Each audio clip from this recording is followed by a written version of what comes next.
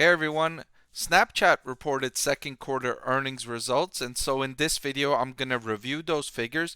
I'm also going to update my recommendation of Snap stock. Heading into these earnings, I had the stock rated on the borderline between a hold and a buy.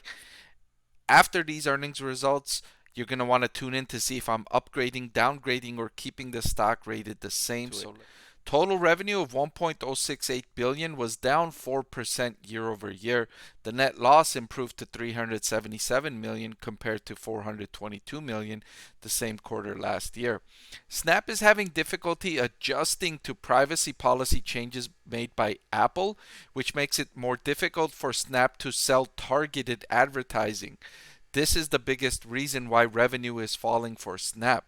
Marketers are more interested in selling targeted advertising because it reduces waste. You don't want to show an advertisement for a steak restaurant in Florida to a vegetarian living in Los Angeles, California.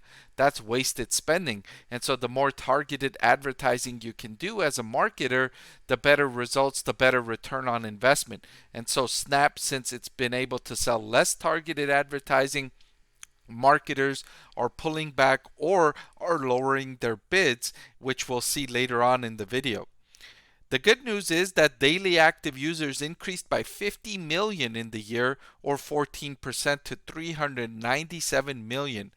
Daily active users rose by 14 million quarter over quarter. The company is still growing robustly, and that's good news for Snap investors. The bad news was the average revenue per user. This is the thing I mentioned earlier, decreased meaningfully to $2.69 compared to $3.20 in the second quarter of 2022.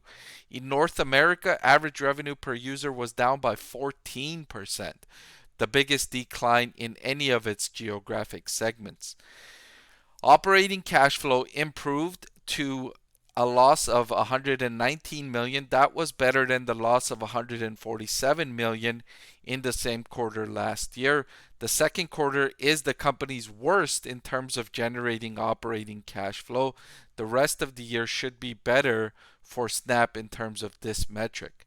The company is forecasting daily active users of 405 million for the third quarter. That would be an increase of about 8 million quarter over quarter, so a sequential decline in terms of DAU growth, and revenue being down 5%, which would be worse than revenue being down 4% year over year in the second quarter. So a sequential worsening for Snap in the third quarter is what management is forecasting. So not a good forecast at all from Snap management. It doesn't look like they're finding a workaround from these changes by Apple. I would have expected by now for Snap to have found a better workaround, a better solution to some of these privacy policy changes made by Apple.